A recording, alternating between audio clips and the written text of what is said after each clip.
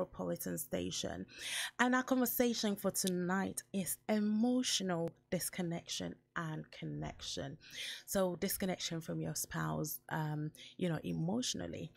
And as I introduced, I've got Justice right here and Selassie as well. So tonight we will be talking about all things emotional disconnection and connection.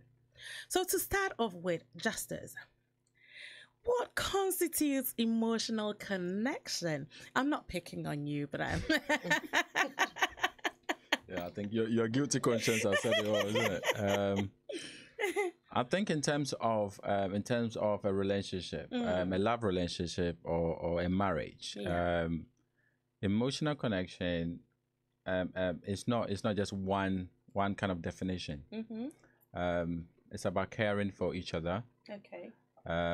It's about sharing in your joys and your sadness, your successes and your failures.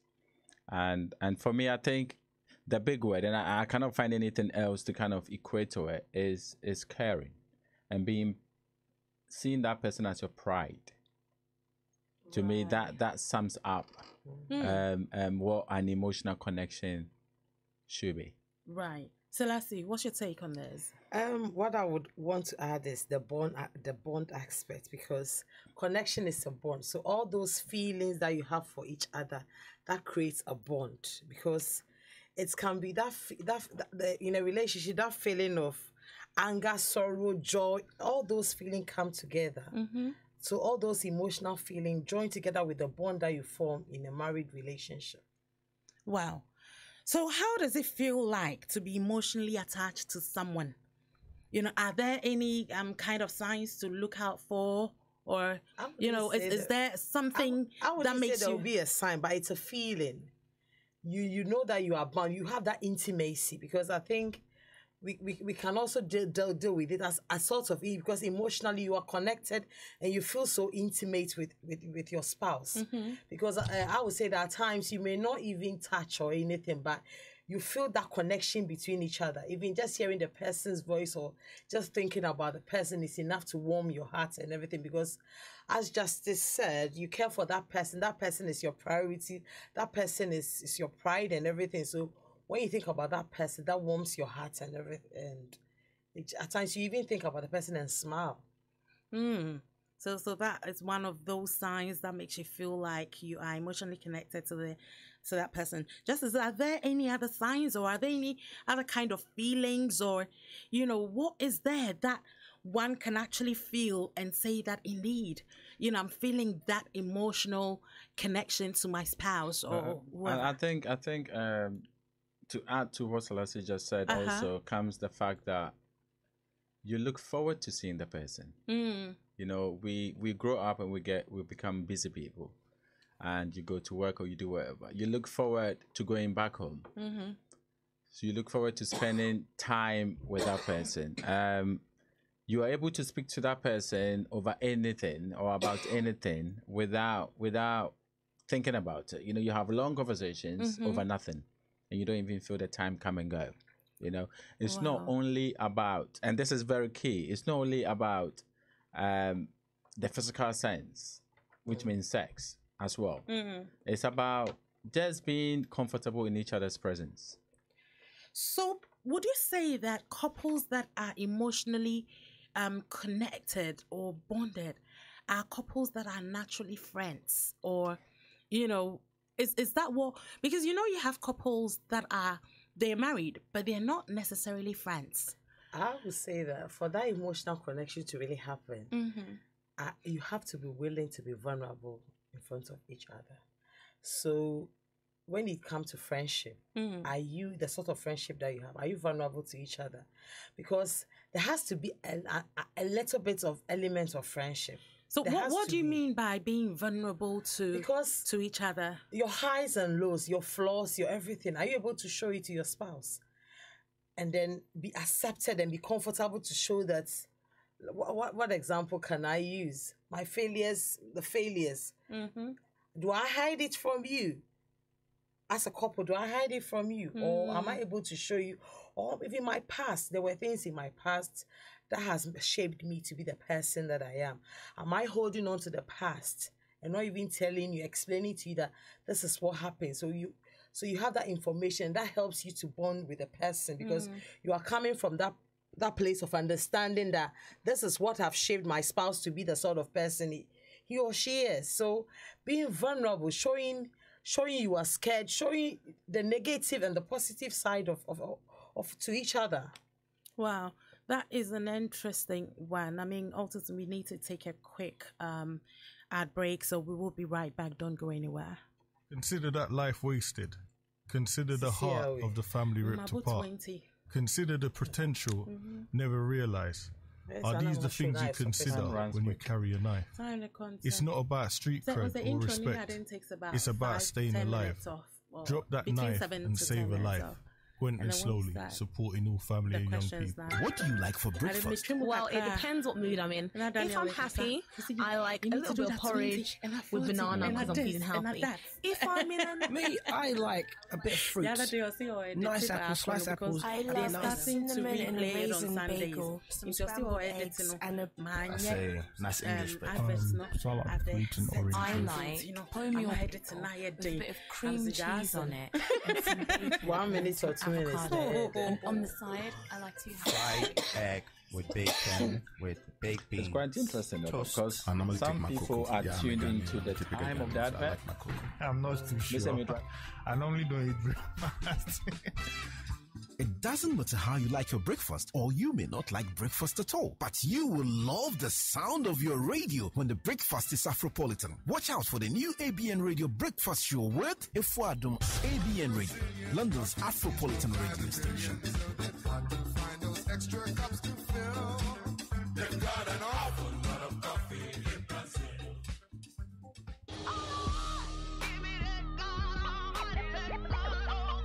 Mixpiration with Bright every Sunday evening from 6 to 8 p.m. is just fun. It's exciting. It's a mix of contemporary R&B and pop gospel music right here on ABN Radio.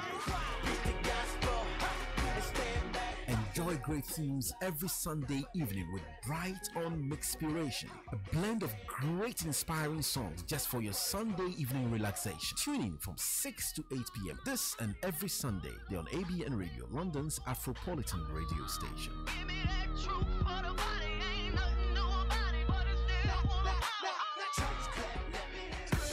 Hi, this is Rodney Hines. And I'm Michael. Join us on the Voice of Sports show each and every Saturday on ABN Radio. We'll keep you bang up to date with all the latest football scores, and we'll discuss all the big talking points in the world of sport. So don't forget, join us this Saturday, 4 till 6 on ABN Radio UK.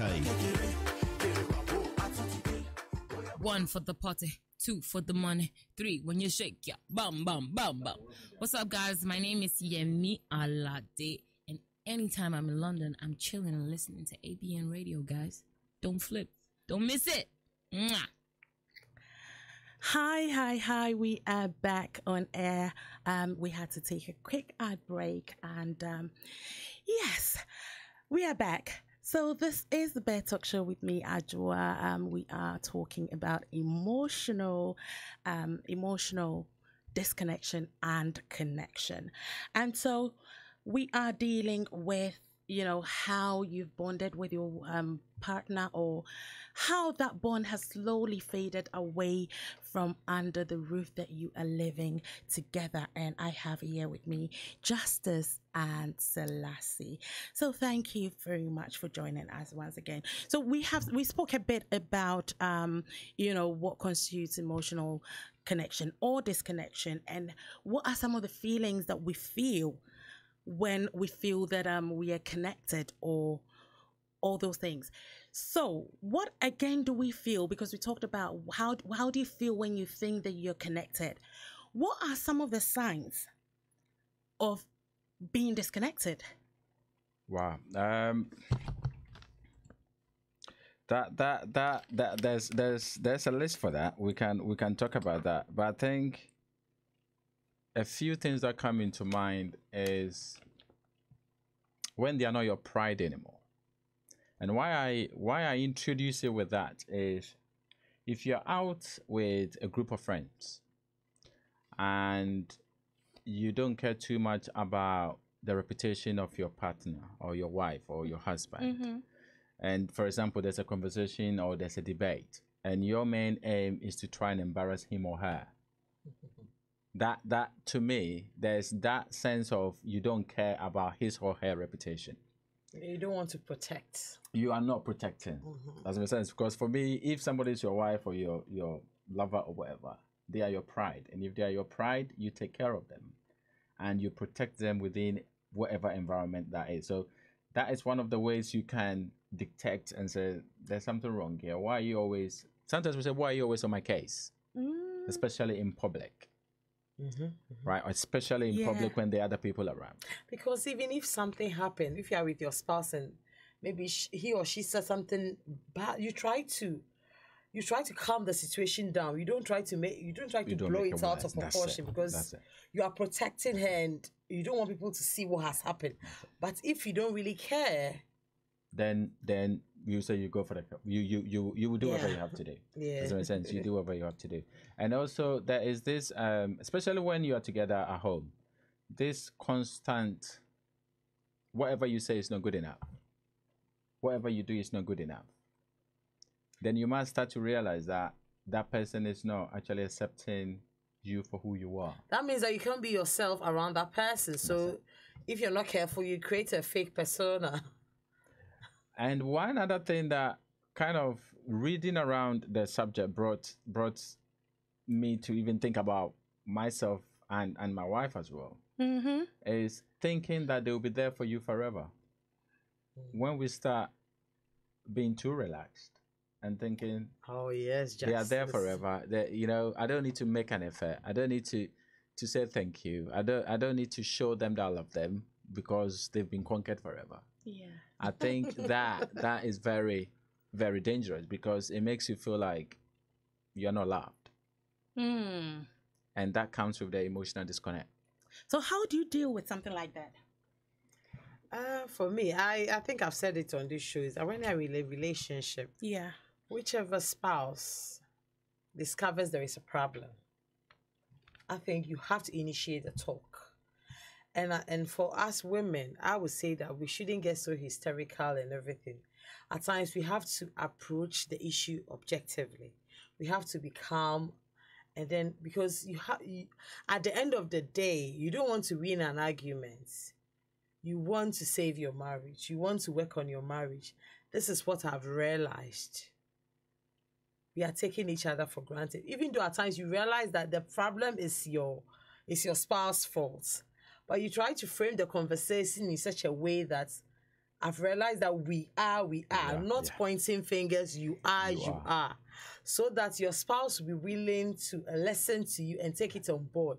And when you talk about the problem, then you offer solutions that this is what I've realized. We don't say thank you to each other. So from this afternoon, we have to start saying thank you. I mean, you make it relax so that your spouse is ready to take what you have to say on board. Because if you go in so hard, disrespectfully and everything, as much as you are trying to do something right, that message will not be accepted very well.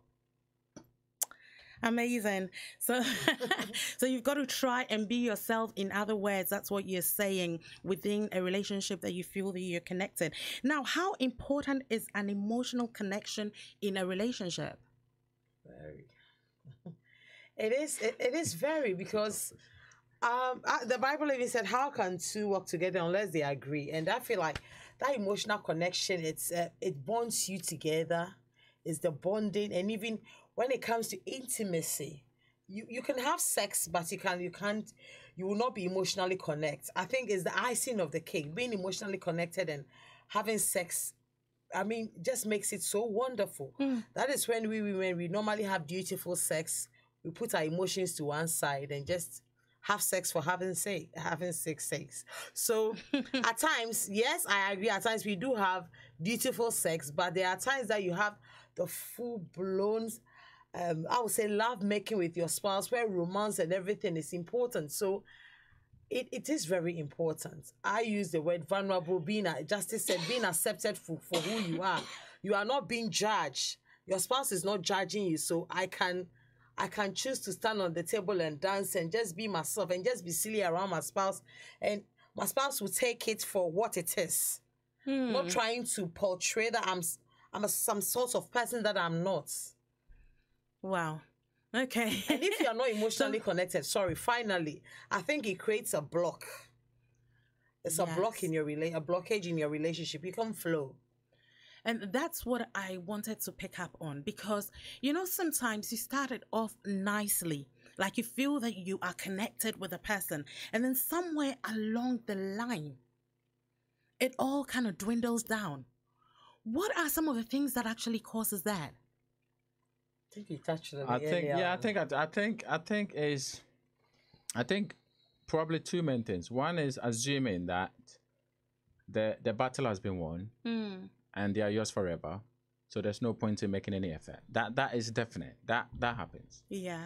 The other thing is, I think again we touched on this a couple of weeks ago. It's quite interesting how the things we kind of speak about, they keep coming in. Yeah. Is, I think, assuming that you don't need your spouse, you don't need your husband, you don't need your wife. That arrogance, egoic thinking. That, oh, you know what? Because at the beginning, if you were struggling together to make ends meet, you know, you are working in different careers, but you are working together, and one of you makes it, and the other doesn't, and the other one seems to have more money. Whatever. That can sometimes bring in, for me, I think it is key that materialistic gains sometimes change our mindset. Don't you think that other issues like maybe emotional abuse or even physical abuse or what have you, or some kind of violence in the relationship as time goes on, can create that disconnection? But that is my question. My question is, I'm a man and I've never hit my wife, and I know that's never going to happen. Yeah. But what causes you to do that? What causes you to emotionally abuse your partner? What causes you to physical? That's what I'm saying. Is it because you have some kind of an anger? Even if there's anger at work or somewhere, you don't transfer it to. Yeah. But you know, some people naturally have like anger problems or anger issues. So when they are angry at that moment in time, then, you know, they kind of don't think about what they're doing. I think a couple of weeks I talked about planning how you deal with things like that. Yeah. Because when you marry somebody, you love that person, you want to protect that person. So, you know, you have anger issues. You want your relationship to work. You tell your spouse so that when things are going, when tempests are rising, that is when you plan that when we get to that point, I'm going to physically leave the room. So you don't take it that my spouse has walked off, and you, your wife, you, the lady, when you've agreed on that, when your spouse is walking away, you don't chase that person, because it's give and take. That's just an example I want to give. I think when I say that, people don't really get me, but you know this is your problem. You have anger issues. You need help for it, but practically at home, what can you do? You're having an argument, things are going out of hand. You have to put measures in place to help you. Otherwise, I mean, there's no excuse for how we react. And quite interestingly, the word emotion is got to do with strong feelings. Yeah. Yes. Now, if you care about somebody strongly, then your anger can sometimes be multiplied towards that same person. How? I want to understand the chemistry of this. I think the deeper, that's it. I think the deeper feelings you have for somebody, there's a possibility. I'm not saying it will happen, but there's a possibility that things they do. For example, you married. You said a lot. I will forever, whatever. Yeah. So to love it. To death do us part. Oh God, I forgot my vows. I hope but yeah. So and then you find out that they're hiding something from you. Yeah. The anger that arouses from that could be more than finding out that your friend is hiding something from you. Yes. Okay. Yeah. Do you understand where I'm coming from? That I get. It's because you trusted them to such an extent that to find out that they have not told you everything or they've lied to you can evoke that kind of anger. So sometimes the anger we see between couples is not only just anger. but it's anger out of frustration, out of something else going on in there. Yes, it could be from outside the relationship, but sometimes there is something within the relationship that is also triggering that anger. So if you have only just joined us, you are listening to the BEDTALK show with me, Adwoa Armah-Appiah. We are live on ABN Radio, London's premier Afropolitan station. Here in the studio with me is Justice and Selassie, and we are talking about emotional connection or disconnection and some of the things that it does in a relationship, the impacts that it has on a relationship, on intimacy within the relationship, and all of that. And so thank you for joining me once again. So now, Selassie, Justice, does being emotionally connected, have to do with how affectionate, the couples are, or is that a part of it? Or it's not always the case, because there are some people who are not that affectionate. They don't show it. But you can know that my spouse will not touch, but I know that that smile or that little thing is a connection. Some people are able to express it by the things they do, but some are not. If you are connected in a relationship, you know that we have that bond. You know that my spouse cares so much. He may not touch, he may not write the notes, but you feel that connection. You feel that trust. You feel that I can be vulnerable. I will not be judged. He accepts me for who I am. So I think that is how I would say it is. So Justice. And I think also, again, to add to that, I think sometimes the word affectionate can be misunderstood. Okay. So there are couples who don't show affection. So they don't touch each other. They don't do anything. Yeah. But give you an example. You both drive to work every morning. You both have cars. It snowed heavily the night before. The man normally leaves the home before the wife. Yeah. The wife wakes up and all the snow has been cleared off her car. Okay. Now, is that affection? Yes, thoughtfulness, caring, affection. Yeah. It's a loaded statement. So I think that we sometimes look at affection from one angle. That's in like touchy feeling kind of thing. That's it. But affection is something just came to mind. Yeah, it is a bigger word. Some people are not good at the touchy feeling, but also good at making sure things are going on smoothly around you. They give you the listening ear. They are open. They are available. I mean, they're attentive to you. They may not touch you, but when you are when they are talking to you, you can see that they put their phone down. They made that effort. I'm talking to my wife and she has a problem and I'm listening, and they may not cuddle you at the end of the conversation, but quickly with that person to go on the computer and Google for solutions or something. So if you don't hold back and just know the sorts of person that your spouse is, you may jump into conclusions. That's it. When I told you this, you didn't cuddle me, you didn't hold my hand. But is that caring or is that affection? The definition of affection includes caring. Funny enough. And that's the point. So affection has loving, caring, it's got everything in there. Because Adwoa, would you want somebody who will just cuddle you? You are saying something. The person has cuddled you, but you can at times they cuddle you, but you can feel the person is not listening. They just do it. But somebody who just hold your hand and just looking straight, and you can feel like taking every word, every sentence, and taking it on board. Yes. Or at times they've cuddled you and their phone is behind you, and they are. So those are the things I would look at. Oh, right. Okay, so you don't necessarily have to be affectionate or passionate couples to actually emotionally connect. Yeah. So you can just be like normal, no touchy feeling, not show, physical kind of, affection. Yeah. But then there can still be that connection. Yeah. And I think that's interesting. Yeah, I think it comes from tradition. I mean, the tradition I was brought up in. Yeah. You dare not show affection in public. It is rare because you are always a younger one. So but that's not an excuse, though. Oh, no, I'm not saying it's an excuse, but I'm saying that for that is why some show is that not like an old school kind of mentality? This is the second time she's going out. Oh, really? I'm not going to say anything about this because I'm not going to give our school name away. Everybody was like, well, oh, it's true. I know, right? But I, because it's a difficult one. I mean, and I think that you said something about knowing your partner, and I think that is key. You need to know how they show affection, so that you don't judge them by what society thinks is affection. Yes. But how you know they show affection, and I think if you can do it like that, then you are in a good situation to have a conversation if you don't see their affection being portrayed. So again, I think this is where something like love languages come into play, because you need to understand the person, their personality, their temperament even, and their love language to be able to function all of this into it. Yes. Yeah, so let's see.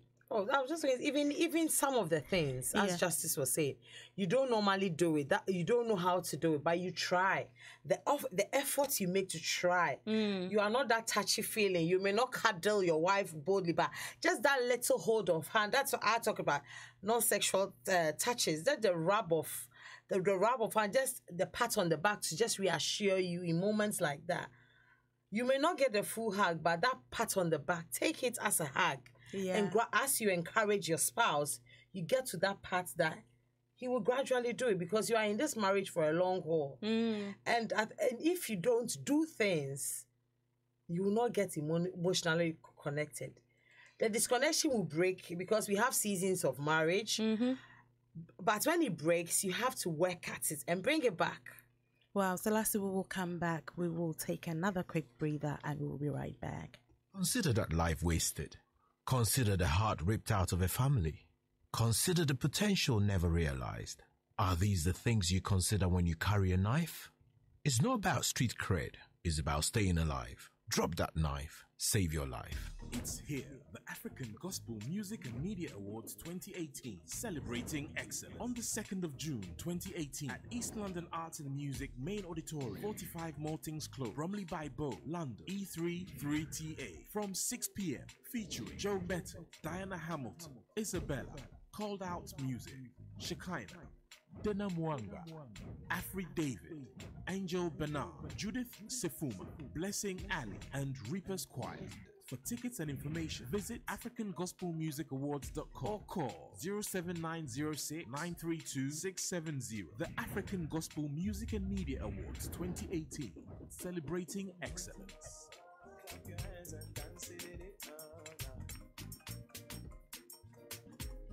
Tune in to the new ABN Breakfast Show from 7 a.m. to 11 a.m. The London City Show has evolved into an all-new breakfast show with sizzling slices of juicy news current affairs served with junior jumbo-sized convos on issues you should be aware of. What did I just say? The ABN Breakfast Show, the Afropolitan breakfast you can't afford to miss. It's your boy Fuse ODG. Wherever you are in the world, make sure you are listening to ABN Radio.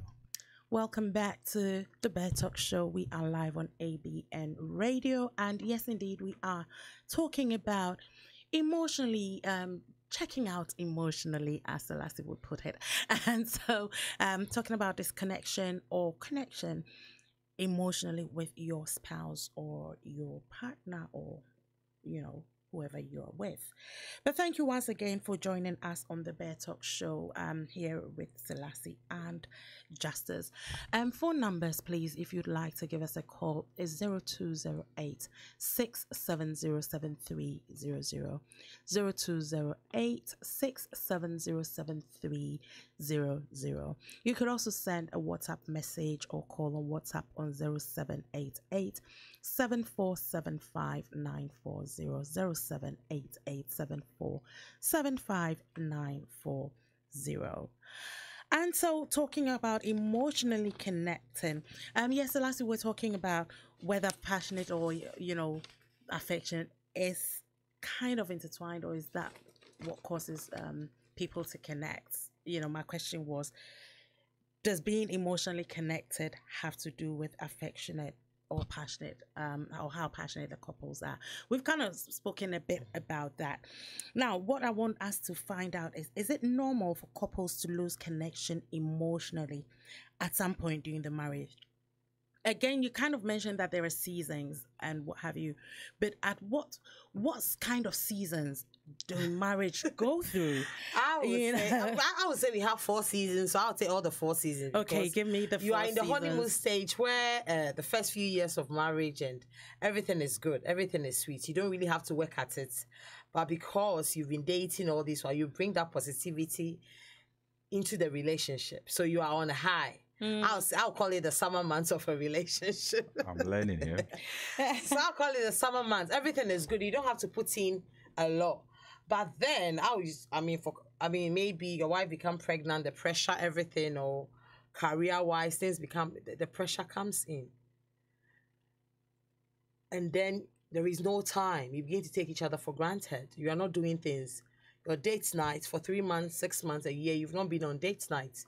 You've not been intentional towards each other. You've not invested in your relationship. Gradually, you are getting into the winter months of your relationship because things are not working out. You are not doing things, because what I want to say is that if you intentionally do things in your relationship, all these problems will be there. But because you have made the efforts, we don't the pressures of work, the pressures of time and everything, but you still try to create that moment, as I would say, creating the extraordinary out of the ordinary. You are just going to say a supermarket to do your shopping, but you seize on that moment to do something out of it because you know that you don't have time. So I will do the laundry with my wife so that we can have that 15 minutes, that 30 minutes chat or everything. I'll organize babysitting so that we can have a date night. So if you don't do it, losing that connection is normal. But what do we do to minimize the effects when it happens? What do we do? What are we doing?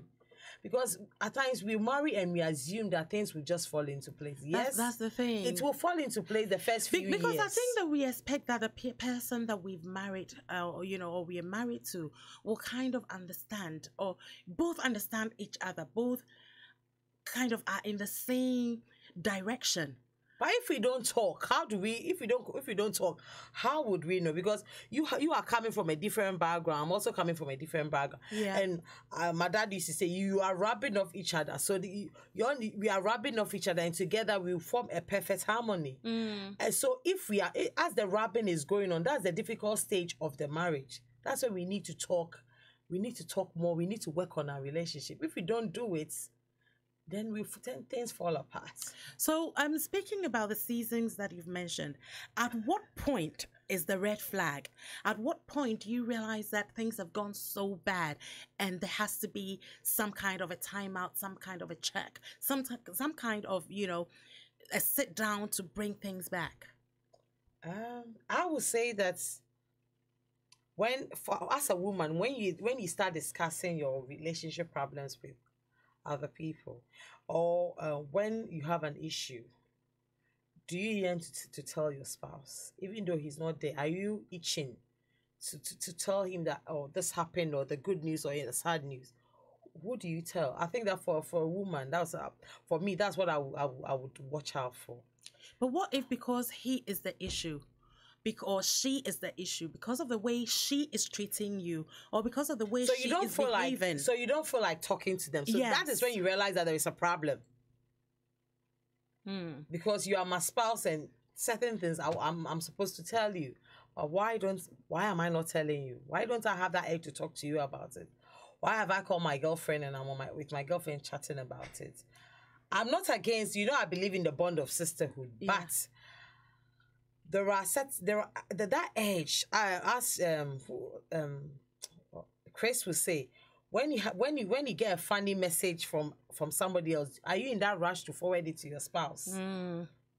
Or during the day, do you think about them? I know that certain jobs you are not allowed mobile phones, but when on your break, do you take your phone and just send a nice text message to your spouse? These are some of the things we can just notice and just realize that things are not going on well. Justice, what are your thoughts on this? I think Selassie said it almost all. I think when when you stop doing what you used to do, is key. Okay. You know, when you stop doing what you used to do, then you must understand that there is something wrong somewhere.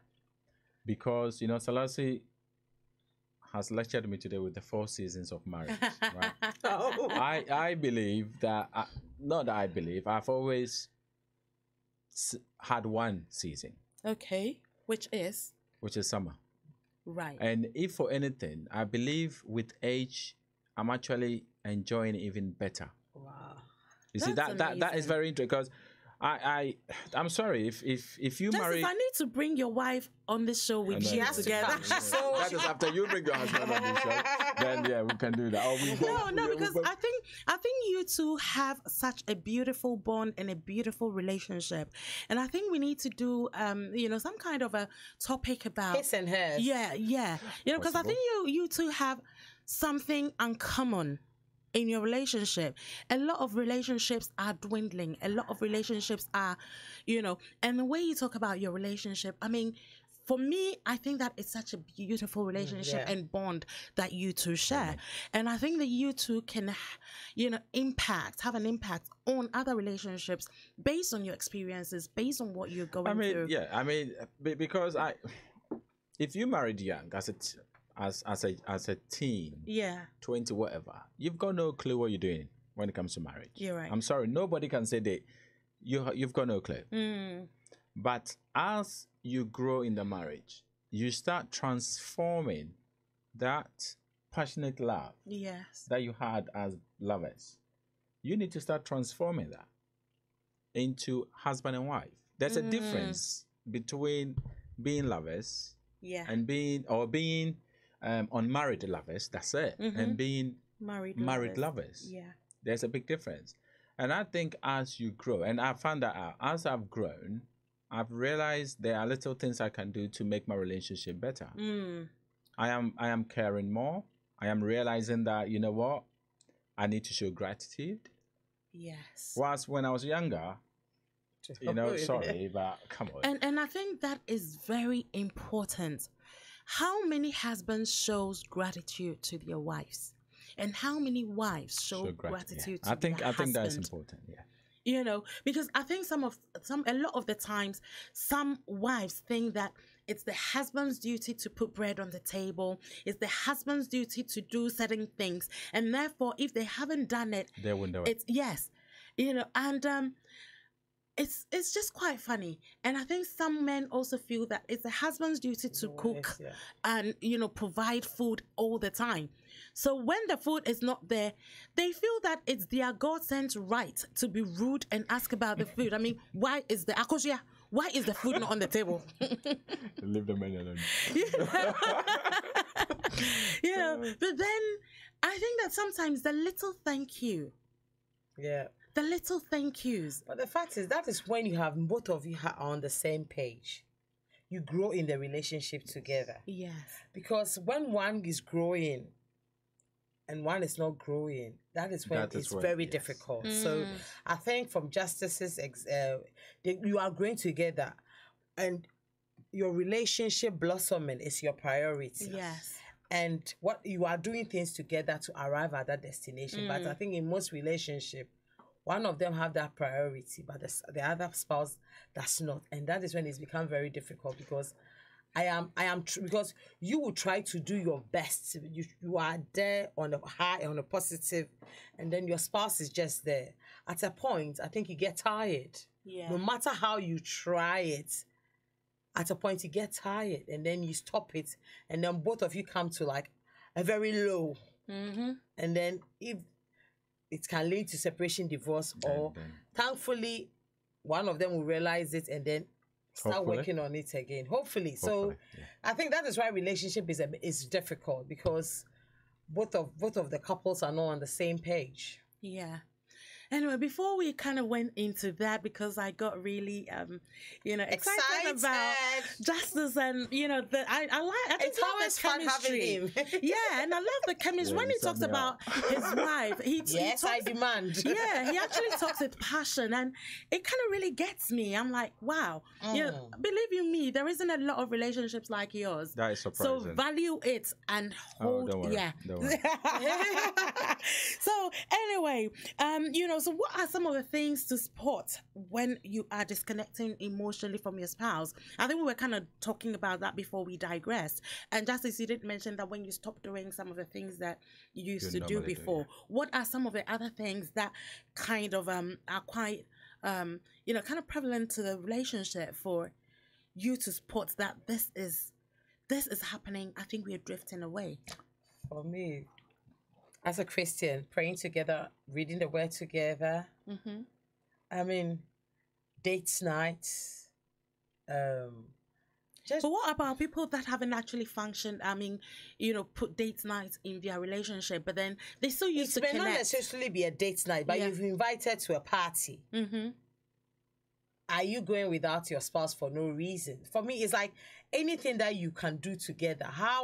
When was the last time? Are you a single person in your relationship? You are married, but you feel alone, and you have traces of being a single person. Mm-hmm. So the reason why I said maybe you've been invited to a party together, formally, when you get those invitations, you work towards going together. And even if there are reasons why your spouse cannot go, your spouse is really involved in you getting ready to go. But this one, it's like, I have this invitation, I'm going whether you like it or not. Those attitudes, it speaks volumes. I think that is key. And I think I'm kind of trying to think around how best to put it. But just say it. If you're not willing to celebrate your partner with you in public, yes, then there's a big issue coming. And I think being from the tradition we come from, we go to a lot of social gatherings. Yeah. And if I, for one, I see a married woman, a married man at a party without their wife, I always think, why? Why are you here on your own? Is he or she working? Fair enough. If not, then fair enough. But when you are not willing to I don't want to use a word that is a bit, but if you're not willing to go out with them to show everybody that we are the couple that we are, then there is that disconnection. Because if I go out and I can, because we have a son, it's difficult for both of us to go out to a party together. Yeah. And so there are issues there. But if not, then we all go together. So that I think that is key. Being able to celebrate yourself in public, not doing what you used to do. I think that is vital, because every couple, and as you said, Selassie loves her date nights. Yeah. But not every couple have a date night. Exactly. But they have, every couple have other things they do. Yeah. It could be walking in the morning on a Saturday. It could be watching a movie together. It could be watching a particular series together. Program, yeah. It could be anything. But you would normally have one or two things you do together. Going to church. Whatever it is, once you stop doing that, you must start thinking, why are we not doing that anymore? Do you think that at some point, when couples become very critique of each other, does that affect that bond and that connection that you have?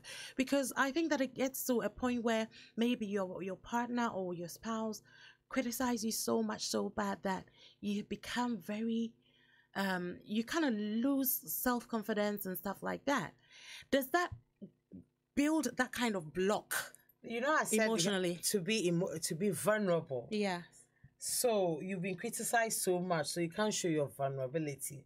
But I think the beauty of marriage, the beauty of being in a relationship is that you are able to show every aspect of yourself to your spouse. Yeah. Into me, I see intimacy. You can see into me. I bear it all. You see into every aspect of my life. But I'm letting you see it, and you are using that against me. That's what is dangerous, and I think that's the reason why some people tend to kind of close in. Yeah, it happens gradually, and before you realize, you start withholding things. Yes. I mean, who tends to suffer the most in those situations? There's a reason I'm asking the question. Is it the males or is it the females? That I can't tell, but I can speak for the ways. Yeah, I can speak for the women. I think the women, because women are particularly very emotional. So I think some of these little things, get to them. It gets to them and she closes up and it affects their relationship. So overall it affects. But that is why I'm asking the question, because I am speaking from a man's point of view.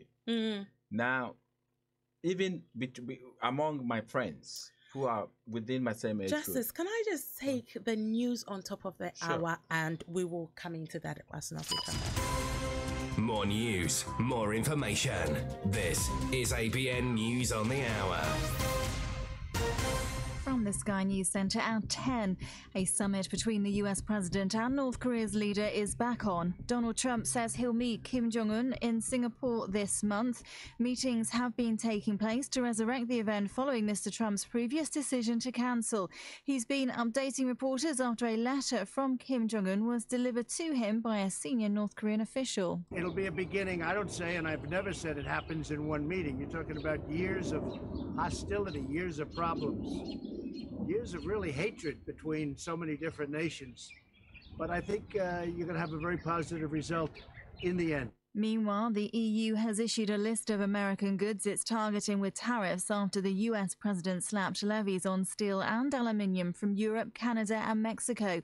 Theresa May says she's deeply disappointed by America's decision. A woman's died after a car ploughed into a group of people in Greater Manchester last night. 5 other people were injured. A man has been arrested. 2 police officers are in a serious condition in hospital after they were allegedly stabbed during a call-out. Laura Sayer and Kenny McKenzie were injured at a house in Inverclyde this morning. Scientists in Ohio say a new blood test could detect 10 types of cancer years before a person becomes ill. Researchers in Ohio say the test identified DNA markers for the disease. In trials, the detection rate was between 70 and 90%. Annie Jones wishes it had been around for her mum. For there to just be a simple blood test that you can just get, one morning going to the doctors, that could tell you in the future you could technically get this disease is groundbreaking. It's amazing. And hopefully it will be there, for me, for my brother. And Visa says it's now operating at close to normal levels after card payments were failing across the UK and Europe. The company says it was as a result of a hardware failure. That's the latest. I'm Victoria Lawrence. Consider that life wasted. Consider the heart ripped out of a family. Consider the potential never realised. Are these the things you consider when you carry a knife? It's not about street cred. It's about staying alive. Drop that knife. Save your life.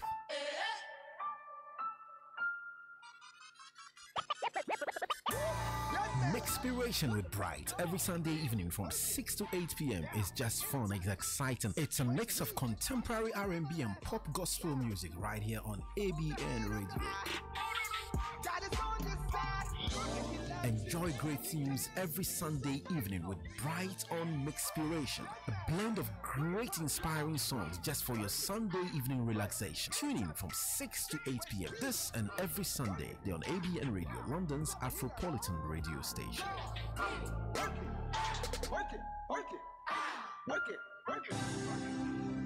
It's that time of the year for Integrity Conference 2018, Revive Us Again, hosted by Pastor Kingsley Appiah with guest speakers Pastor Eastwood Anaba, Pastor Francis Sapon, Reverend Celia Appiah Collins, and Reverend David Shoshana on Wednesday the 30th of May to Sunday the 3rd of June at Oasis House, Peel Road, Croydon. Registration is free. Visit tbcoasishouse.com. See you there. Tune in to the new ABN Breakfast Show from 7 a.m. to 11 a.m. The London City Show has evolved into an all-new breakfast show with sizzling slices of juicy newsy current affairs served with junior jumbo-sized convos on issues you should be aware of. What did I just say? The ABN Breakfast Show, the Afropolitan breakfast you can't afford to miss. Acha guide me from my enemy. Yo, this is Shatta Wali and you're listening to ABN Radio. Mike. Thank you, Shatawale. Yes, indeed, you are listening to ABN Radio, London's premier Afropolitan station. And this is the BEDTALK show with me, Adwoa. We are live. I've got right here in the studio with me, Justice and Selassie, and we are discussing emotional disconnection and connection with your spouse, and especially what disconnection can do in your relationship. So before we went on the news break, just as you were talking, please. Yeah, we're talking about what are some of the things that, you know, to spot when you. Yeah, so I think we were discussing the noticing the things you do not being there, and every couple having something they do in common. Yes. But I think that also kind of tracks back to, and that hopefully you can help me here. When you are in love and you then commit to marry, at that point in time, do any of the couple or do any of us say, okay, I'm going to make sure I do A, B, C, D, E, F in the relationship? Or do we just sleepwalk into marriage? I think you go through the counseling and everything. And what if you didn't get counseling? Because I didn't get what I'm saying is that, but not everybody got counseling. I'm talking of, you've got the counseling, but the information is just at the back of your mind. You don't really take it on board. So are we saying we sleepwalk into and I think that is where sometimes the roots, because every issue has got something, and I think if consciously you are not aware, I mean, it's lovely to say I do, I'll be there for you forever, but consciously, what does that mean? And I think when you go into a relationship thinking they have to do it for me, no, I have to do it for us. Then you've set a trap for emotional disconnection later on. Because you are looking for things they have to do, not things that you have to do for both of you. So that is a kind of a mindset change. That's it. And that is exactly, and that's what you touched on. Yeah. The man has come back from work and there's no food on the table. And in their head they go, why? I'm expecting her to put food on the table. It's not that, oh, she might be so busy. You know what? Why don't I surprise and actually do the cooking for today? To take that pressure off her. Because there's a reason why the food is not on the table. Exactly. It's not probably that. You shouldn't think it's deliberate. That's putting yourself in her shoes. That's my point. Empathy. Yeah. And I think that for me is the other side. So if you want to see in my marriage, if my wife should emotionally disconnect from me, I will notice it immediately. Right. Because there are things she does, and she always does them. That if she stops doing them, we are very funny human beings. We are so in tune to routine. If your husband or your wife changes their routine, even one of them, you will notice it. But at times, you notice it, but do you care enough to do something? I will care. So I'm saying generally, marriage is like, so you notice it. Some people will not even notice it. That's the thing. You notice it. Thank God you notice it. But do you care? They don't care. So, they don't notice. I think you notice, but they don't care. Yeah, I think they can do without it. That is the point. That's the way. So then initially you use the word arrogance and the rest. And that's the word. That's when emotionally you are disconnecting. You don't care anymore. You become arrogant. I can do with that. You can go. I've got some. Doesn't make sense. So there's a lot of signs, but those are the practical ones that you will see when the routine changes. Then you need to have a conversation. But a very objective one. Wow. Well, interesting. Things to do with relationships and all of that. I mean, who said it was easy? Because I remember, Justice, you mentioned something about, do we just walk into the marriage or do we discuss what we want to do? But I think, to be fair, a lot of people just walk into the marriage. It's all about, I love you, I love you, I love you, I love you. I'm in love with you. And I think that the time they used to prepare for the wedding, the whole wedding. No, but the funny thing is, people they still date. They are fiancé and what have you for about a year. Some of them, but then it's funny that even through that, going through that, going out and dating stage, they really don't discuss about their future. A lot of the people don't even discuss about how many children would like to have. And again, it's like we think that everything should follow automatically. It's not. There has to be that conscious effort. And you said it as well. There has to be a conscious effort to do things, to get things done. Wow. If you don't do that, then again, we're not saying it always happens, but you are giving that possibility a higher chance for it to happen. You know the way where you get a new mobile phone and you refuse to read a manual, you fidget with it. I think that is how you fidget with your marriage. I think that fidget. Yeah. And then you even lock your mobile phone and everything. So that's like when you separate. So that is what we do. We get married. Marriage is one of the biggest decisions coming together, but we refuse to read manuals concerning marriage. It's just about preparing for the engagement, the wedding and everything, all those details. But what about the details that concerns the rest of our lives? How we are going to walk this long road called marriage? Well, if you are listening to us, this is the BEDTALK show. We are live on ABN Radio. And please feel free to give us a call on 0208 6707300. 0208 6707300. You could also WhatsApp us on 0788 7475940. I mean, dealing with emotional disconnection and connection.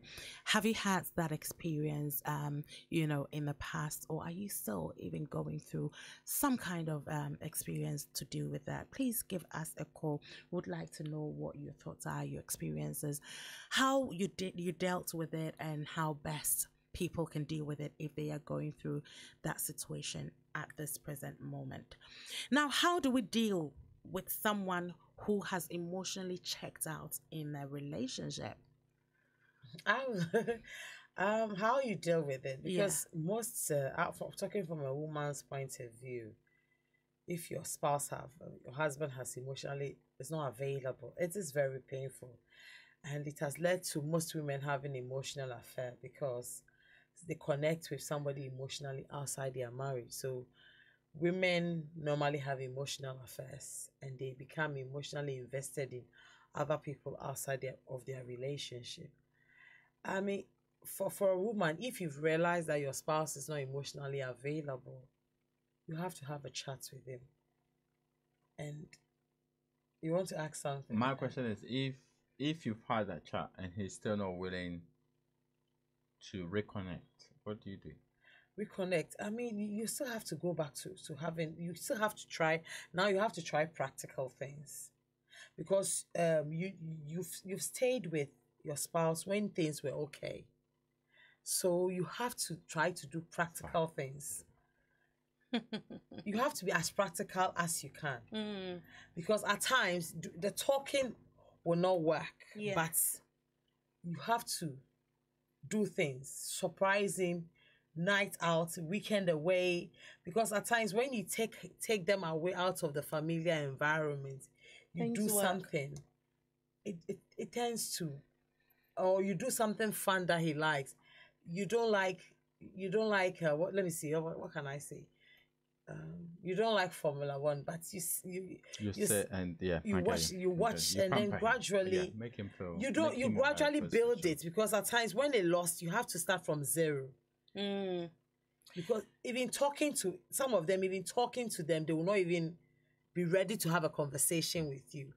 But that is when you don't have to take it too personal. I know it's very painful.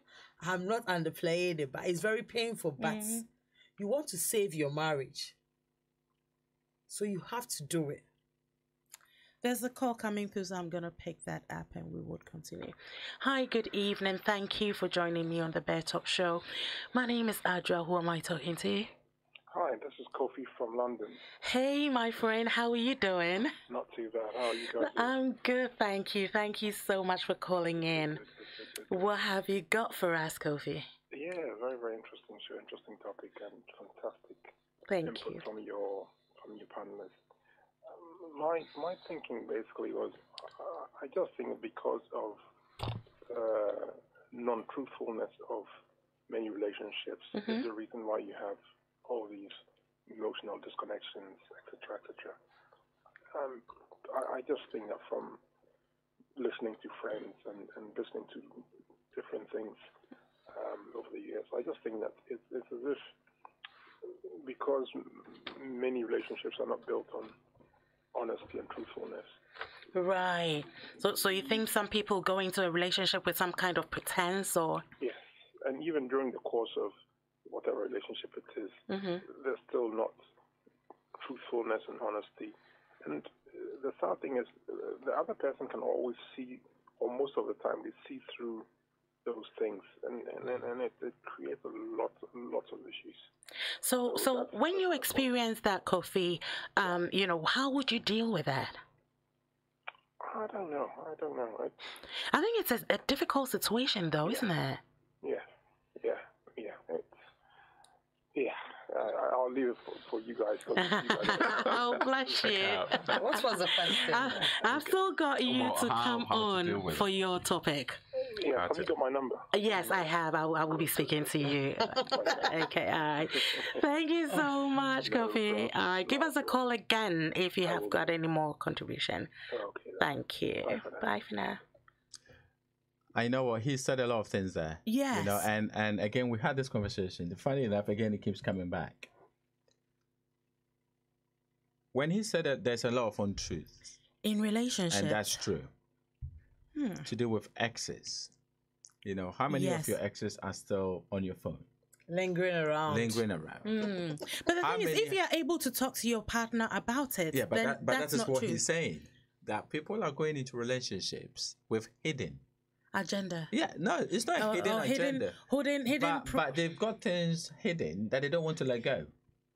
When you get married or when you are in a serious relationship, you must understand that it comes with certain conditions. And you for it to work. Yeah. And you must make sure you are willing to sacrifice everything to meet those conditions. What Kofi is saying is, a lot of people are going into relationships and they are trying to cheat their way around it by not meeting all the conditions. You want to eat their cake and have it. Still play around with the ex. That's it. And that, to be fair, he's right. And that sometimes seems to be more of the problem than anything else. And I think actually I also agree with Kofi in that sense as well, because even little things to do with finances, people tend to hide. I mean, I think there was someone on this show and the person was saying that he knows a couple that eventually it came out that one of them was actually building a house back home. I've heard of and the other party didn't know. I mean, you are living together. But it's I mean, there are certain things that maybe Selassie will say managing the truth, but then there are managing the truth, eh?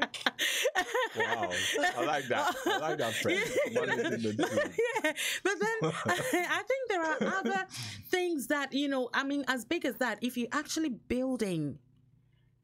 That's at home, ultimate betrayal. And your spouse or your partner or someone that you actually live with, trust, sleep with, exchange fluids through mouth, through sex, what have you. Adwoa is getting in a bit. She's getting angry now. No, because I think that if someone actually does that, it's not just that the person don't love you. The person is wicked. But you know what? The biggest thing to come out of that, if that ever happens to you, I think is to forgive them. Okay. Is to forgive them because. But if you forgive them, will you ever trust them? I don't. You know what? I'm not going to lie. I've come to realize that there's a lot. We come into this world naked. We must all understand that. Yeah. And we go back with nothing. Somebody is going to decide what you were. And somebody is going to make that decision for you. So what I'm trying to say is our pursuit of materialistic things, being the drive of our life, is something we should all be careful of. And that comes into mind. They're building a house. You can build a 10-bed, I don't care, because you know what? You're not taking it with you. I know you're not taking it with you.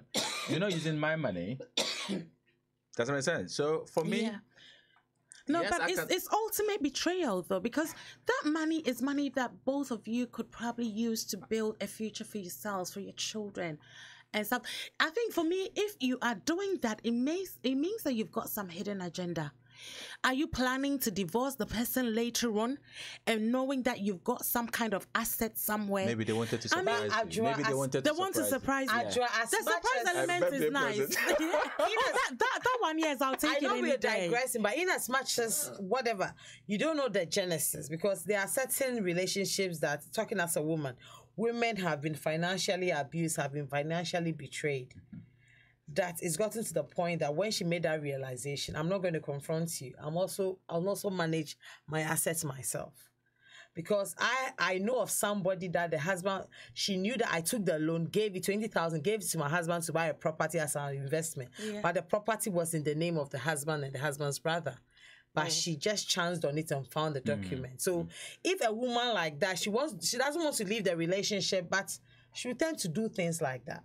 Yeah, of course. So I know it's not an excuse. But that's like. But I kind of get what you mean, because it depends on what has happened in the past, you know, and maybe probably the dynamics of a relationship and stuff like that. I think, it's a difficult one, though. And probably we might need to talk about something like that. How much lies can you take from one person? Should there be any lies in a relationship? There shouldn't. That would be an interesting topic. Yes. You know, I think we need to talk. For me, I believe that the truth stands. So as much as you try to manage it and hide it, one day it will catch up with you. And I think that is when you are, as Kofi and Justice were saying, we are coming into the relationship not being truthful. So with time, it catches up with us and we end up losing our relationship because you have to take the chance. You have to trust your spouse enough and say that this is me. Because I do hear little stories about, you know, someone who's actually like, you know, a labor or something in the hospital, and yet because they've wooed somebody, they're telling the person that I'm a doctor in the hospital, whereas in actual fact, he's only like a cleaner in the hospital. That's the point. You know, why are you pretending exactly. to be so you have to trust that relationship. That I believe in that relationship. So I'm going to present the real me. I may be judged, I may not be loved and everything, but this is the real me. Accepts me or rejects me. And then you accept it like that, because the truth can never be hid. Truth stand, and there is only one truth. Okay, we will take another quick breather and we will be right back. Please don't go anywhere. Just stay tuned. Thanks. Consider that life wasted. Consider the heart of the family ripped apart. Consider the potential never realized. Are these the things you consider when you carry a knife? It's not about street cred or respect. It's about staying alive. Drop that knife and save a life. Quentin Slowly, supporting all family and young people. What do you like for breakfast? Well, it depends what mood I'm in. If I'm happy, I like a little bit of porridge with banana because I'm feeling healthy. If I'm in I like a bit of fruit. Nice apples, sliced apples. I love a cinnamon and raisin bagel, some scrambled eggs, and a... I say nice English breakfast. Salad, fruit and oranges. I like wholemeal bagel with a bit of cream cheese on it and some bacon and then some avocado. And on the side, I like to have fried egg with bacon, with baked beans, toast. I normally take my cocoa. Yeah, I'm a Ghanaian. I'm a typical Ghanaian, so I like my cocoa. I'm not too sure. I normally don't eat breakfast. It doesn't matter how you like your breakfast, or you may not like breakfast at all, but you will love the sound of your radio when the breakfast is Afropolitan. Watch out for the new ABN Radio Breakfast Show with Efuadum. ABN Radio, London's Afropolitan radio station. Find those extra cups to fill. They've got an awful lot of coffee in Brazil. Hi, this is Rodney Hines. And I'm Michael. Join us on the Voice of Sports show each and every Saturday on ABN Radio. We'll keep you bang up to date with all the latest football scores, and we'll discuss all the big talking points in the world of sport. So don't forget, join us this Saturday, 4 till 6 on ABN Radio UK. It's that time of the year for Integrity Conference 2018, Revive Us Again, hosted by Pastor Kingsley Appiah with guest speakers Pastor Eastwood Anaba, Pastor Francis Sapon, Reverend Celia Appiah Collins, and Reverend David Shoshana on Wednesday the 30th of May to Sunday the 3rd of June at Oasis House, Peel Road, Croydon. Registration is free. Visit tbcoasishouse.com. See you there. ABN Radio, home of Afrobeats. Welcome back to the BEDTALK show with me, Adwoa. We are live on ABN Radio, London's premier Afropolitan station. And so right here in the studio with me is Justice and Selassie. And yeah, we have been deliberating about emotional disconnecting and connection as well. So moving on, can one have emotional intimacy without physical intimacy? Can one have emotional intimacy? Yes. I will take the first step on this one and say no. Okay. No, because why do you say no? Yeah. I think, as human as we are, one of the ways that we show our emotional intimacy is through the physical intimacy. Does that make sense? So you can't say I'm in love with somebody when you don't make love to the person one way or the other. And that is physical. Yeah. So you could have physical without emotional, but I don't think you can have emotional without physical. Yeah, because emotional will lead to physical. That's it. We translate our emotions through that physical touch. We've spoken about being affectionate. So I think there is that transfer of energy from one to the other. So I can't. For me, you cannot be emotional without being physical. Wow. Okay. So does being emotionally attached to someone means that you love them? No. Is that a definition for love? It depends on what type of emotion you're talking about. It depends. Because we are emotionally attached to our parents. We are emotionally attached to our siblings. As in romantically. But romantic, I would say yes. And that is where I know we will talk about this. That comes the question, can you be emotionally attached to somebody outside your marriage? That's the thing. And if you're doing that, you need to stop it. I think it's a difficult one, so where is that thin line between emotional attachment to somebody and infatuation?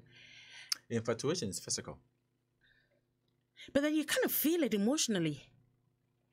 It's not. You kind of feel. No, it's not. It's based on something. It's based on something physical.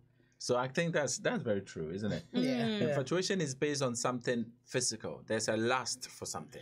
Yes, and it's more of a lust. It's a lust. It's lustful feeling. But it kind of involves feelings as well, doesn't it? Yeah, but it's lustful.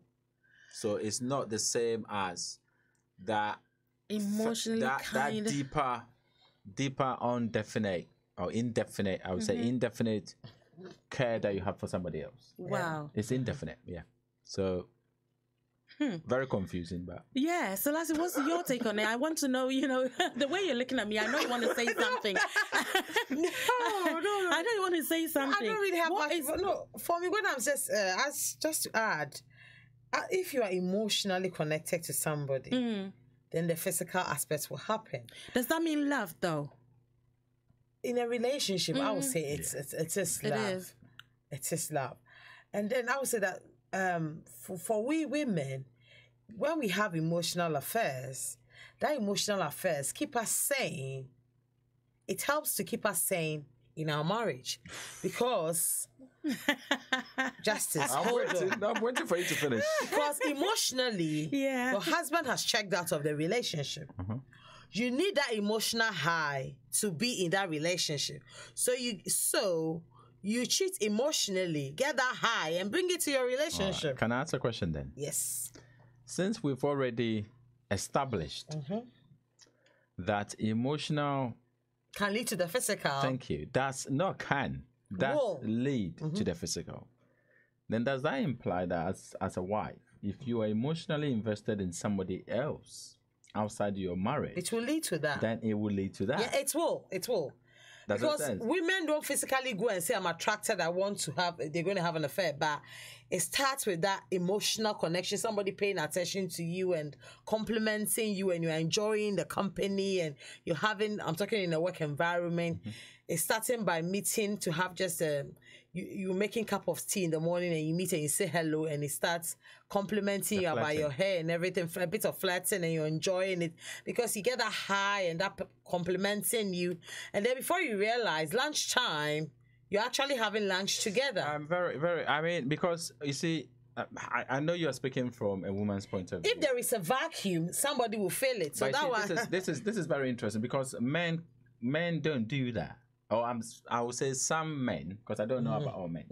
So if a man, I believe, emotionally checks out of their relationship, it doesn't mean they've given it to somebody else. No. But there is a vacuum. Yeah. But what I'm saying is, when a man checks out, you see, when a woman doesn't feel the emotion, they have to find something else to attach to. Men don't do that. Or some men. Yeah. We tend to just not give it to anybody. It's not that. Yeah. Does it make sense? Yeah. We tend to. We can hold it and say, you know what? That's why you hide behind your work. You hide behind work. But we don't give it. It doesn't mean we've given it to somebody, which is why you can sometimes get it back. Yeah. But you see, my problem is, if a woman emotionally gives to somebody else, can you ever get it back? You can. How? It's gone. You can. I think that is a tricky one. That's why relationships need to be worked on. It is a tricky one, yes. Do you get what I'm trying to say? Yeah. Once you've invested, how do you get it back? But the thing is, it happens though. Some people, and not just women, some men as well. Outside of their marriages, they're still emotionally attached to somebody. I would say probably physically attached to somebody. Really? I would rather say physically attached to somebody. And maybe a bit of companionship with that person. But it's not, men don't tend to do a lot of emotion. Give away like have that. No. Men can have a lot of physical relationship. Okay. Does that make sense? Men can. Not all men. I think some men can have multiple physical relationship and have one emotional relationship. Mm-hmm. Or they can hold on to the emotional relationship and not give it to anybody else. And so, that gives hope, because if in a marriage a man has withdrawn their emotions, the possibility is they haven't given it to anybody else. But you want that woman to be sitting there waiting for you to come back to your real life. But the thing is, some men completely check out, and once they're checked out, it's like nothing can bring them back. And that's my issue. There must be good. I think, again, you spoke about that a couple of weeks ago, about a man who, and again, this is quite interesting, who, as transferring their emotional intimacy into physical, wanted their wife to wear certain clothing. And their wife saying, I'm not going to wear it because I don't feel comfortable. Now, when you do that, that is what you're doing. You're pushing the man away. Causing the man to move away from you emotionally. It doesn't mean they're going to give it to somebody else, but they start withdrawing. That's when you compromise. Yes. No, but apart from compromising, isn't that when you, the man, or should be able to pick up that she's not comfortable because of something? It's probably because she's not self-confident in herself. She doesn't feel body confident. But that is when if you don't communicate in a relationship. I wish you would do A, B, C, D. Yeah. I've heard what you've put on board, but because of A, B, C, D, I am unable to do it. Can I do this rather? Yeah. Or so, can we do?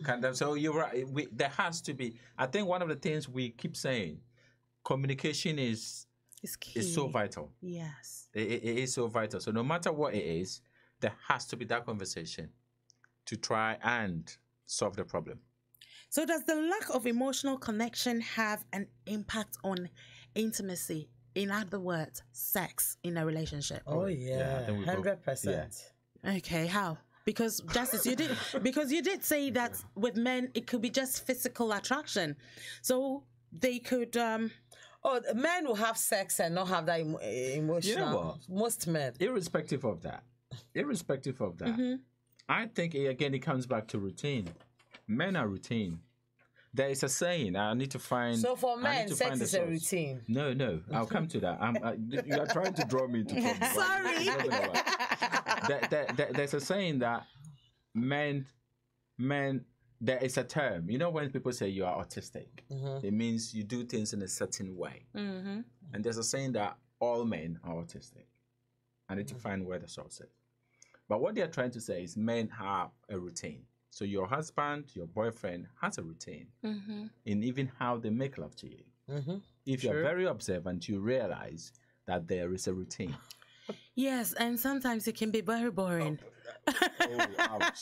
We live in heaven now. I'm not even going there. But yeah, because it's a routine, it's predictable, so it gets boring. We get that. We'll work on our game, but we'll improve. All men are listening to me. We need to improve our game. But moving on from that, so you also realize there are certain days that they would want it. There are certain days that you can. It is so predictable. And what I'm trying to say is, when you realize that your man is not doing that, when you realize your woman is not doing what she tends to do, then you need to realize there's something massively wrong. Yeah. Not just something wrong, massively wrong. Because I think one of the ways of easily losing yourselves is when there's that lack of wanting each other. Yeah. That is, to me, the biggest one. The biggest sign that, you know what, this is serious. We need to do something. And I think that happens a lot because I have actually spoken to a few people and I hear these words, I don't desire my spouse anymore. You know, I mean, you love them as a person, but you don't desire them sexually. You don't desire them romantically. Is it because there is a breakdown in emotionally? Emotional. They cannot say it's physical. So I think we both agree to that. Yeah.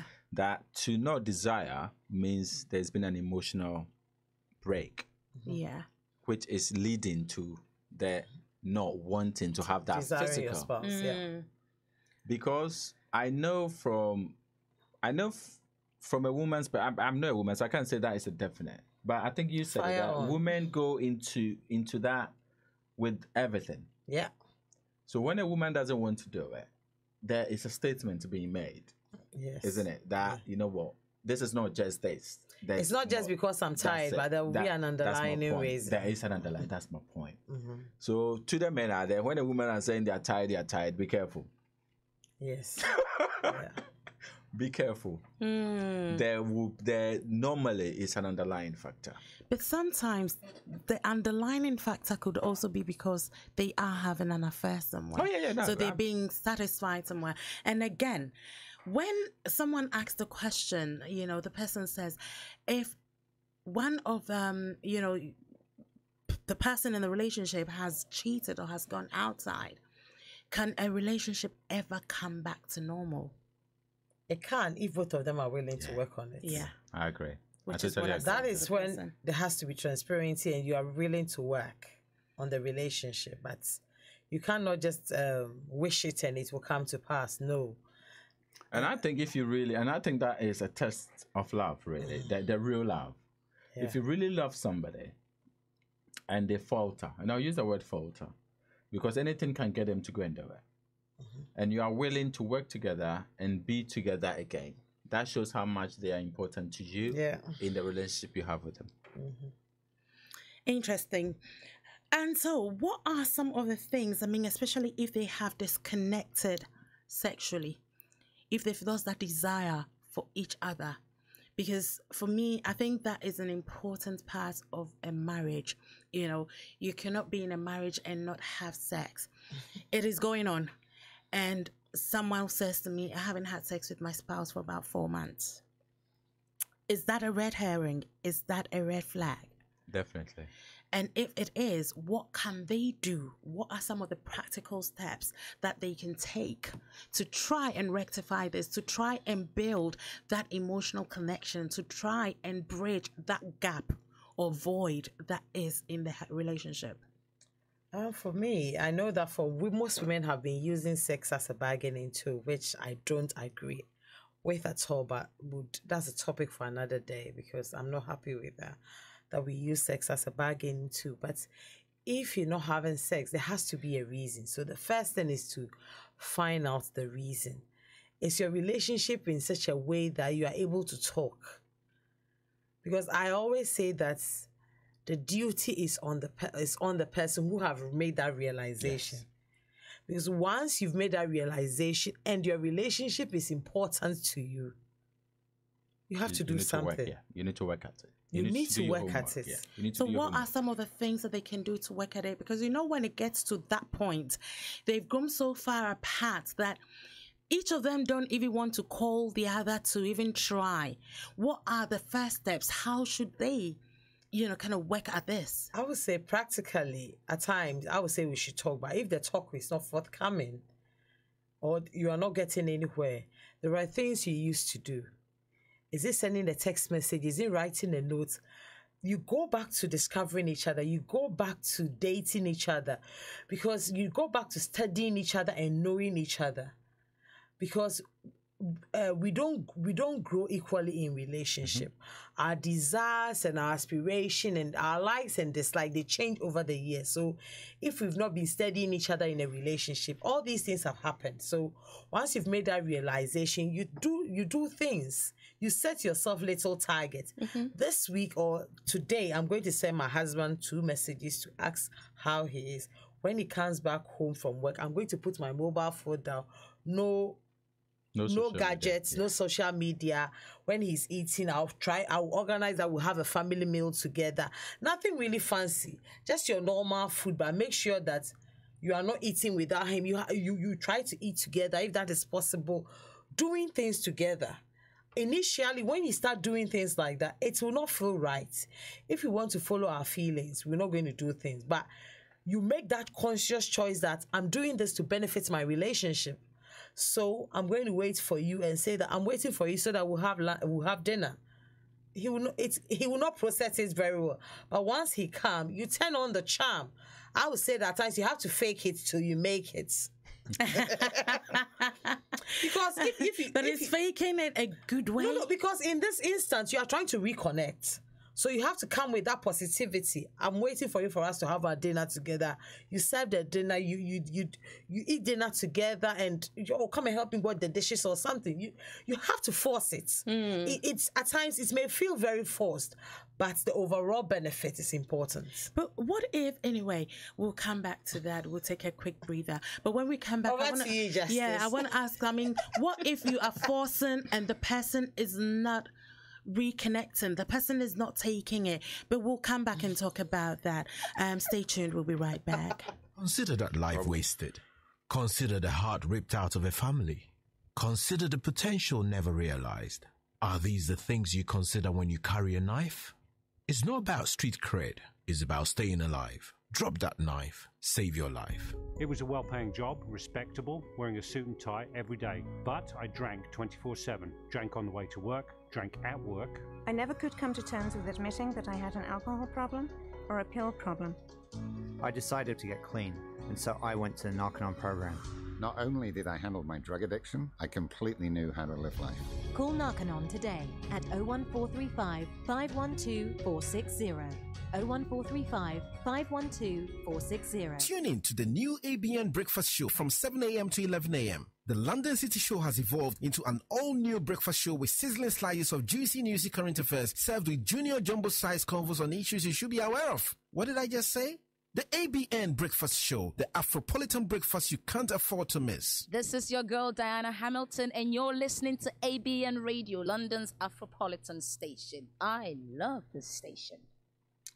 So welcome back to the BEDTALK show with moi, Adwoa Armah-Appiah. We are live on ABN Radio, London's premier Afropolitan station. And yes, thank you so very much for tuning in. And Kofi, thank you so much for your call. Like I said, you can give us a call again if you've got any contributions. And to you listening, please give us a call if you have anything to contribute to it. I think you definitely do, because I think this is something that married couples do go through at some point in their life. Like Selassie said, we have seasons, so there's the summer and the winter and everything else that she mentioned. Selassie, I think you'd need to mention these seasons again. But yes, feel free to give us a call on 0208 670 7300 0208 670 7300. You could also give us a WhatsApp call on 07887475 940. And Carolyn Inzomo, you are listening to us. Thank you so much for tuning in. A big shout out to you from me. Thank you. And so, yes, back on emotional disconnection and connection. So just as, yes, we're talking about if you are trying to connect to that person, you're trying, like Selassie says, you know, you're making that effort, fake it till it happens. Is that what you said? So you make it.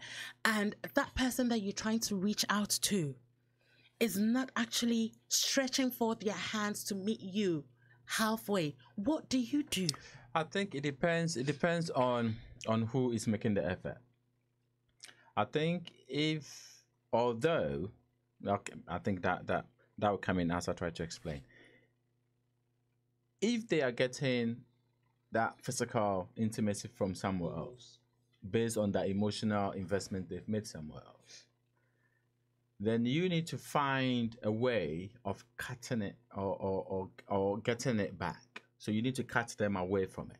You need to block them from getting access to that. But what about if you don't know? You suspect, but you don't know.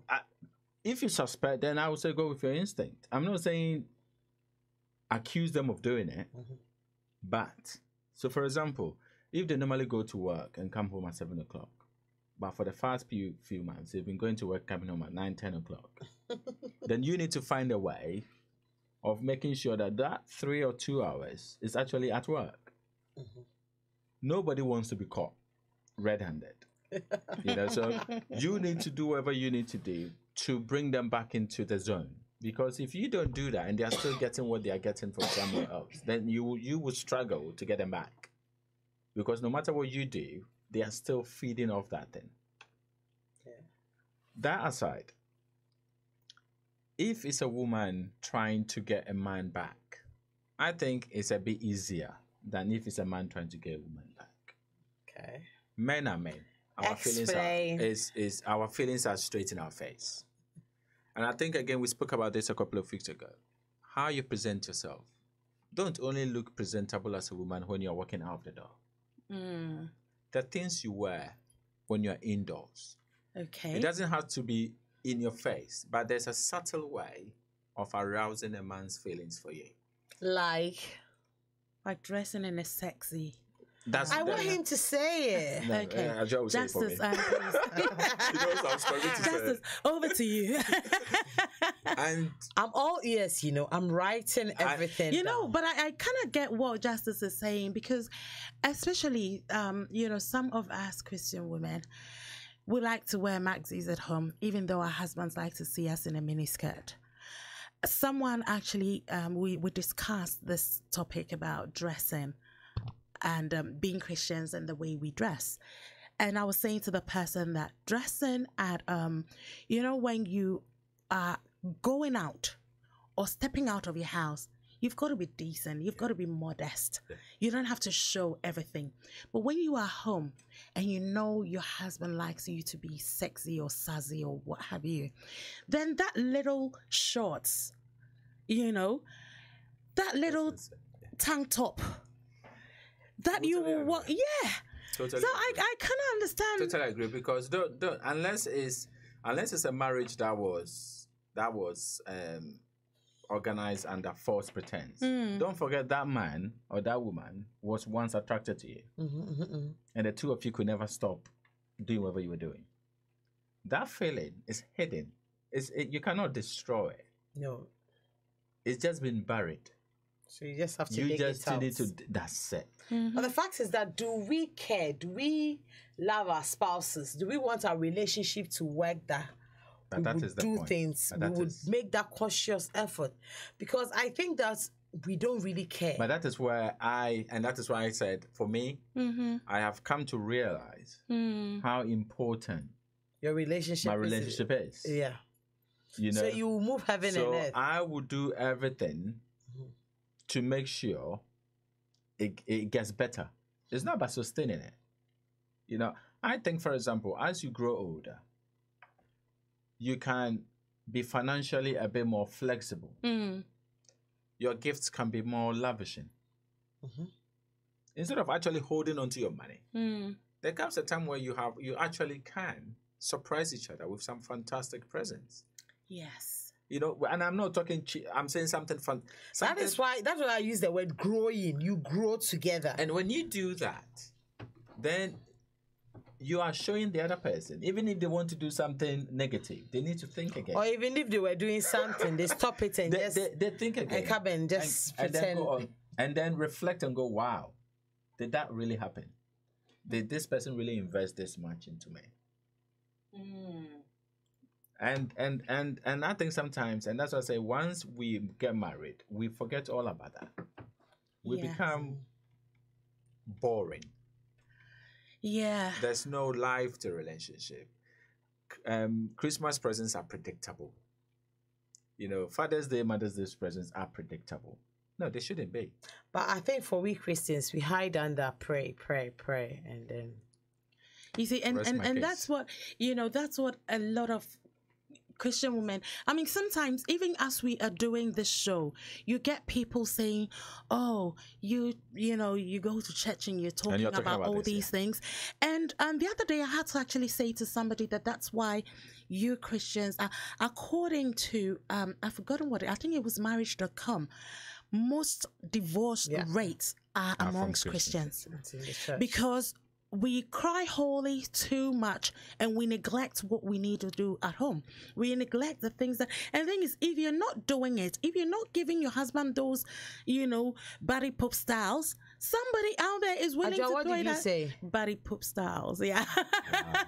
I'm learning, you know. You know, so, you know, and the thing is, we need to learn to shift a little bit. Yes, definitely, by all means, we need to put boundaries in place. There are certain things that we know that, okay, ouch, we should not go there. However, explore. Do things together. So far as you're both happy doing it and trying it and no one is forcing each other or coercing each other, I mean, by all means, feel free to try. So, Adwoa, what you're saying is that it's okay that when I mean, I know I left home with my husband, but he's sitting beside me in church and I feel he looks too cute. Yes. There's nothing with just pegging him on the cheek at church. No, that is absolutely fine. That's not. I can see, and you know, celebrate. And I think that is one of the things that. It's nothing wrong. I'm just saying it's there's nothing wrong with holding him, you know, in a romantic way. It doesn't mean that you're going to have sex right there on the ground. You are celebrating. Yes. You are celebrating a relationship that has been blessed in church. That's marriage.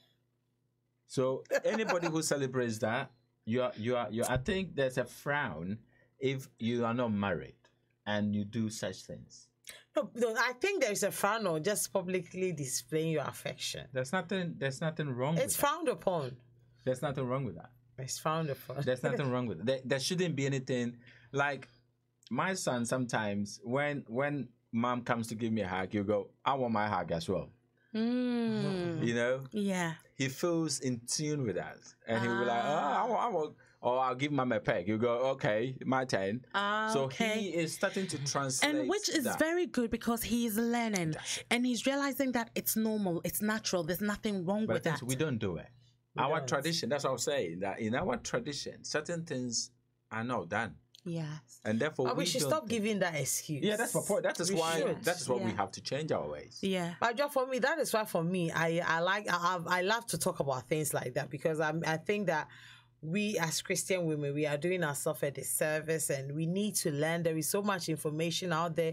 We need to learn and do things that would help our marriages to flourish because we've left our marriages to chance. We've just left it to chance and things are just going in anyhow. But if you don't invest, my pastor's wife always say that think of your marriage as a bag. Every day, put something into it. Put something, and when the time comes for you to dig your hand and bring something out, then you can get something to bring out. I think you've made a very big point there. I'm sorry, it seems we are now on Christian women. No, but it is necessary. Point. That's not the point. I know, but what I'm trying to say here is there's nothing a man, speaking for myself and speaking for some men out there, there's nothing a man likes more than a passionate wife in bed. There's nothing a man wants more than that. That grows and makes the man feel, wow, manly. I am the man. You might not be, but it makes you feel like you are the man. And it makes you adore your wife even more. But when you are not getting that. But there are things that happen that have dampened the passion and everything. Of course. So that is why before things get to that place that we need to, women become lifeless. I know, as I said, some women use sex as bargaining tool, but things happen, things are not dealt with, things are swept under the carpet. So a point comes that emotionally the woman become dead. Yeah, because she has to harden herself to be able to live a normal life. So when that happens, it becomes very difficult. So men, and sometimes you hear some people say that, oh, even when my husband touches me, I don't even get wet or anything. Because there are underlying issues that has not been dealt with. Because if things are not being dealt with, you try to be the positive one who wants the relationship to work, and your spouse is not responding to it. You get tired, and then before you realize, as a woman, you are not emotionally available, and then the physical side also. Then nothing will happen. That is when it's the extreme. But I think that there is hope for such relationship. There is. Oh, there's always once you put your mind to it that it is my relationship, and I'm going to work at it, no matter what it takes. And then you factor in that element that he may not accept it, he may reject me, he may not, but I'll still go back. And I think the big thing there is as well is you have to be very stubborn. Okay, and what I mean very stubborn is men can be stubborn, persistent. We like to drag an issue. Sometimes, whatever the issue is, we can sometimes drag it. All I'm saying is, if as a wife or as a husband, you are trying to emotionally connect and your partner is not buying in, you need to get people involved. Right. You need to make it very clear to your partner, this is not going to stay this way. I am not giving in. What if your partner is that kind of person that doesn't like to bring fed people? I'm sorry. At that point, what they want doesn't count. That's what, because they play on that. You see, they play on that. Yeah. My wife knows there are certain people that if she complains to, I hope that never happens. Yeah. I will be mortified if they called me and said, "Oi, what are you doing?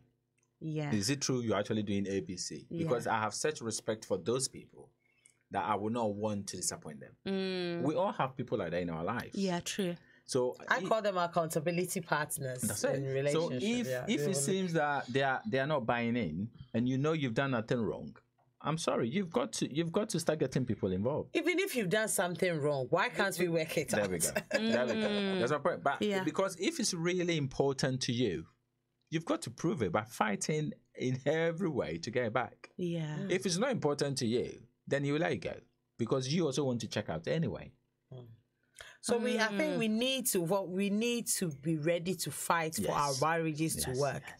Touching on something that Justice mentioned earlier on, and it was about how women should look sexy for their partners. Oh, yeah. Again, yes, thank you so much for that. But then again, I also say that men also don't let yourself go. I know, you know women, what? I keep saying that as well. Yeah. Women also love men that looks nice. I mean, some women love to see their men dressed up nicely in that lovely suits that looks good on them.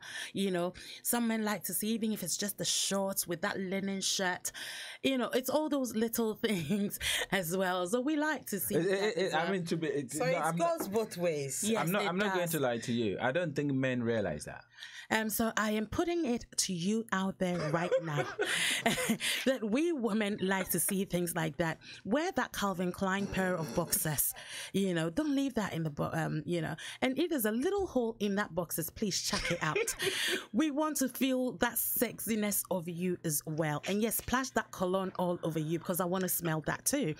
Now I'm going to give you my sex tip for tonight. It is desperate desire. And I say that this creates great eye-to-eye contact and also keeps his weight off your body. Now, while between her legs, prop yourself up on your elbows. Lower yourself to kiss her teasingly while thrusting. Now, tease her with a series of moves by entering just the tip thrusting just halfway in, then removing yourself and stroking her outside with your hard rod. She can reach down and grab your shaft and wrap her clitoris with it, and just enjoy the sight of the orgasmic pleasure you give her. So try that again and let me know what you think. But yes, thank you so much, Justice. Thank you, Selassie. Amazing, amazing, amazing always to have you on board. Thank you so much. And to everyone that tuned in, I want to say a big thank you to you. I hope that you have an amazing, amazing, amazing weekend. And yes, we will be right here. Actually, next week, probably a replay because I probably won't be in the seat next week. But do tune in. Tomorrow we have a lineup of programs again for you, starting with the Gospel Connect in the morning, hosted by Daniel Datson, and we will have the Hear Me Out show, the Weekend City show, and we'll have the sports show in the afternoon with Rodney Hines. So make sure you tune in for these amazing line of programs. And yes, if you've got any topics or what have you that you want us to discuss, please email me at bedtalk@abnradiouk.com. bedtalk@abnradiouk.com. You could also send me a tweet actually at tips from Adwoa. Okay, and see you same time next week. Have a wonderful weekend. Bye for now. More news, more information. This is ABN News on the Hour.